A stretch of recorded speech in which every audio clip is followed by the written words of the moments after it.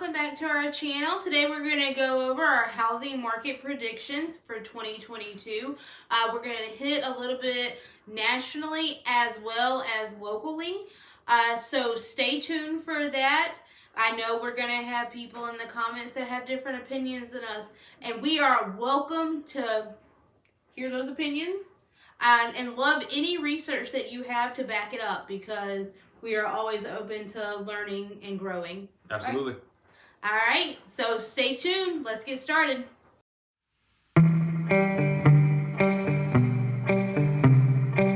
Heather.tiedman, and this is Jonathan.tiedman. And we are the Lexington Group, powered by eXp Realty down here in Columbia, South Carolina. Today, like we talked about earlier, we're going to go over our housing market predictions for the 2020 year. So if you like videos like this or other local area content, please like and subscribe, and drop us a comment down below and let us know what kind of videos you would like to see in the future. All right, so the 2022 market is not set in stone. It's very unpredictable. All of the real estate market is extremely unpredictable. However, people kind of give it their best guess, right? No one really knows for sure. Things are always changing and developing, which could always change the course of the housing market. But based on the materials that we've had and what we've seen over the past 2 years trying to live in the pandemic, we kind of can gauge where this is going to go. And we have a couple things that might help back that up too. And I also want to note that all real estate is hyper local. Yes, there are national trends. Nationally, we're seeing some things. But even in our own market, certain areas are doing vastly different things than other areas. So keep that in mind. If maybe you're in an area where it's not a seller's market, maybe it's a buyer's market, rare, but maybe you're in. But this is a general overview of what we're seeing in the majority of our market and in the majority of the nation. All right? So moving on, we want to kind of discuss what got us to this point. So we've seen, like back in 2008, the market crashed, and we've seen different trends, but what we really haven't seen is the growth that we've been experiencing these past 2 years. And we kind of want to talk a little bit about what kind of got us to this point and why the market has continued to rise so rapidly recently. And a lot of people like to talk about how it's like the growth right before the market crash. There are some pretty vast differences between that and now. A big thing is people, the millennials are starting to get of the age where they're looking to purchase homes, right? Yeah, their peak buying age, which I believe is 33, is the peak buying age.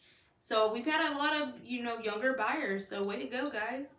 That's new knowledge to me. I did not know the peak buying age was 33 until this video, So with that, of the average age of millennials coming into the market, on top of the pandemic coming down, so you also had people who were either afraid to move or leave their house, or just kind of wanted to hold off to see what was happening during those crazy times. So there wasn't as many homes available. So people weren't exactly selling. At the same time, you also had people who were now stuck at home, kind of like, this place sucks, and now looking to buy also. So that added to more demand. And then also adding to demand, where we have historic low interest rates right now. Even now when rates have increased slightly, not that much, but they've increased slightly over the past couple months. We're having historic low interest rates, which increases the buying power of especially the first-time home buyer, the move-up buyer, that type of thing. So that increases demand exponentially. Even before the pandemic, we were already seeing a mass increase in demand. And the pandemic kind of exploded that further. It made it, people, the fear of missing out kind of thing. So it pushed their plans up, which caused other issues with things like builders. You have less, resellers, people that already own homes. selling their homes. Then you have builders who, a lot of their workers were not working during the beginning stages of the pandemic. And then we had a housing boom, essentially. And so they got all those workers back. But other parts of the industry, our supply chain, that was no longer, it didn't have the employees that they needed. So they couldn't get the materials that they needed. So as far as materials go for builders, the board that's used on the inside, behind your drywall, before your siding, if you're from South Carolina and you use vinyl siding. I know some housing have different sidings on them, but for South Carolina mostly is vinyl, and in between those two surfaces is OSB board. And OSB board is one of the materials that really skyrocketed in price. So over the past 2 years, it's increased 510%, which is a substantial increase. And so builders, when they don't have access to this, are going to be looking for cost-effective ways to be able to find the materials to build in order to meet demand. And one of the things they looked to was thermoply. Essentially is not exactly like go board, but it's a much thinner material. It's not load-bearing, so you'll never see it in your roof because the way the gravity itself would crush it with the shingles on top. But thermoply essentially is just an added layer of protection. The good thing about thermoply is it already has water resistance, so it's added protection to your home. Now, the reason builders didn't use it before is because it was more expensive than OSB board.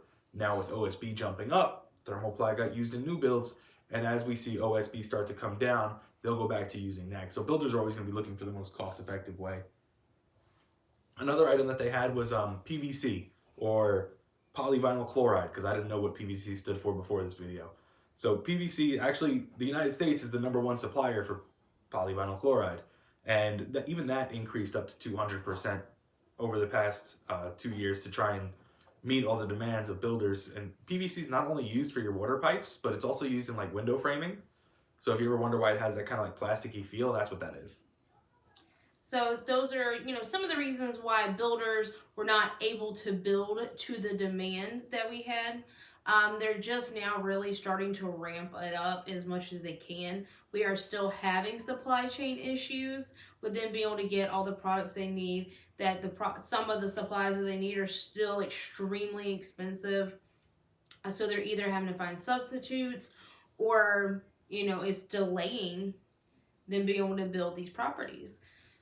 So that is a lot of the reasons why what is happening now is happening now.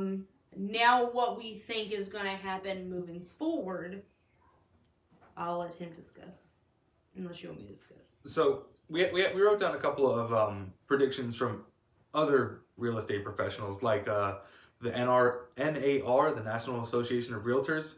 So their prediction is that the resale market is going to increase 2.8%, and that new builds will increase by 4.4%. And that is to last year's numbers. We have that Fannie Mae is they said that the market should probably increase about 7.4%. And then Realtor.com said it was going to increase about 6.6%. So everyone's kind of projecting that it's going to go up, and personally, I kind of agree with them. I do kind of agree with them. I don't think we're going to see the crazy appreciation that we saw from 2019 to 2020, or even especially from 2020 to 2021. I don't believe we're going to see that level of appreciation. However, I do believe that homes are still going to appreciate in value. I think that the demand for homes is still going to outweigh our supply for homes. So as things are starting to level off, we'll kind of see like there'll be more inventory and more of a selection, so that buyers can be more picky. Also, other buyers can come in and now have an opportunity, because not everyone's always available on a Tuesday to go look at a house. So, Tuesday it goes on the market, Thursday it's under contract, that person never got to see it. So with it sitting on the market a little bit longer, we'll be able to have other buyers come in, which will keep the demand high. So that's why we won't see it taper off or even go down. Yeah, I think that it's gonna level. I wouldn't even say level off. A lot of people believe that with interest rates going up, because the Feds are going to raise interest rates, that is going to cause, people to price out of the market. But I do want to note that the Fed's raising the interest rates doesn't have a direct relationship to mortgage rates. The Fed raising interest rates is not mortgage rates. Those are different things. However, I do believe that mortgage interest rates will go up this year, but I don't think it's going to be a substantial amount. I think we will still be having historic low interest rates, but I do foresee them trending upwards this year and maybe going up even further in 2023. And because interest rates are going to be trickling upwards, I do believe it's going to start pricing people out of the market, unfortunately, for them. But it does decrease demand a little bit. So it makes it a little bit easier for other buyers to be able to purchase. Yeah, and also the economy itself. So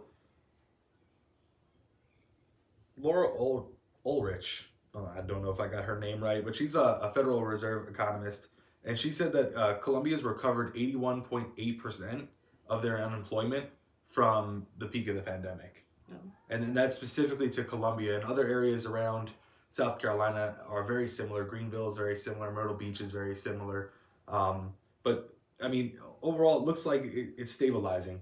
So I have another quote here from Joey Von Nelson, a USC economist, and he says that there is no question that South Carolina economy is in good shape as we head into 2022.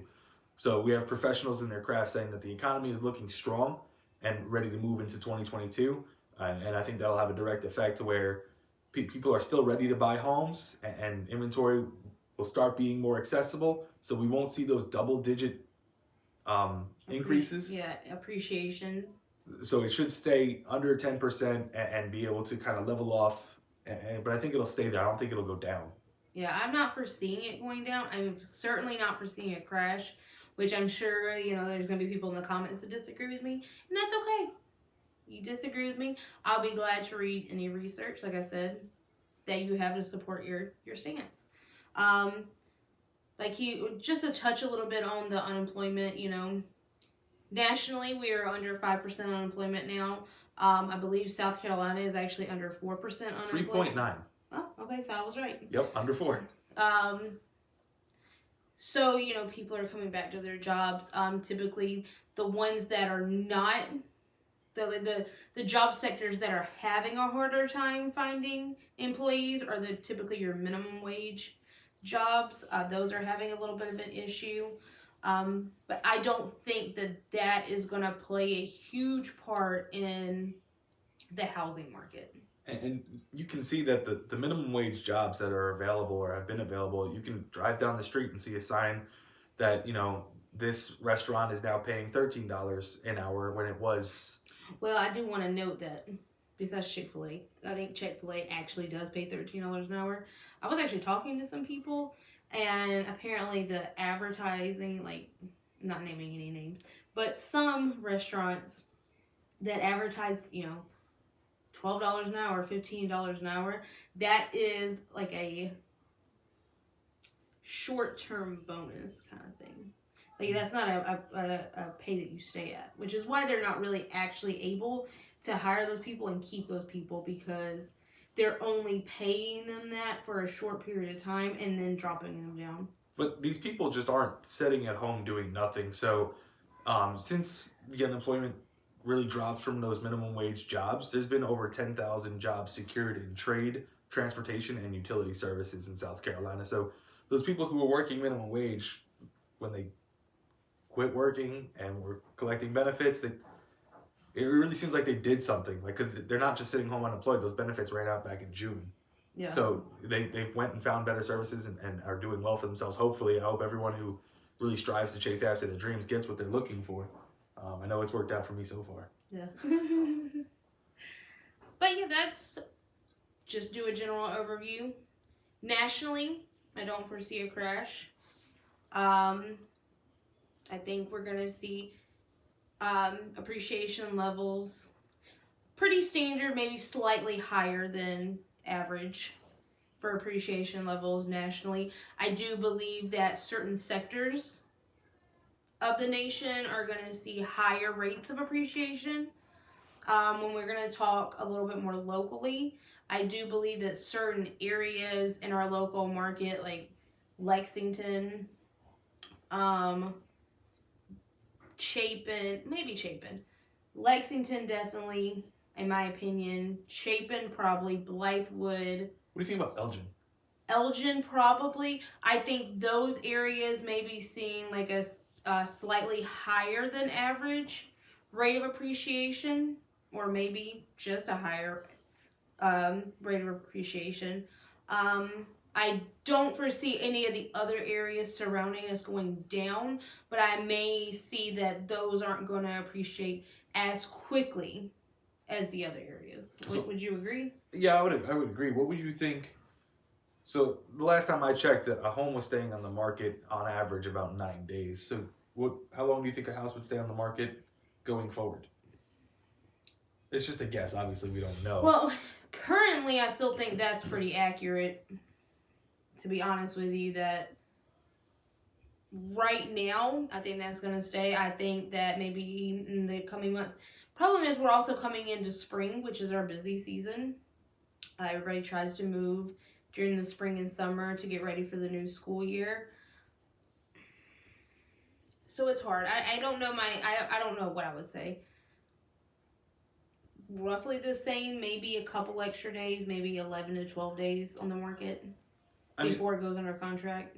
I guess ultimately the best advice we could give you is if you are looking and you're interested in something, you should be talking to someone, telling someone, getting a realtor's advice. You know, if you're not looking in our specific area, if you're looking in another area, if you have a realtor over there, definitely dial them up, get them on the phone, ask for their advice, because at the end of the day, we're supposed to be advisors for you and your interests and being able to protect your investments. So definitely ask your realtor and see what they think. Now, they're not going to know.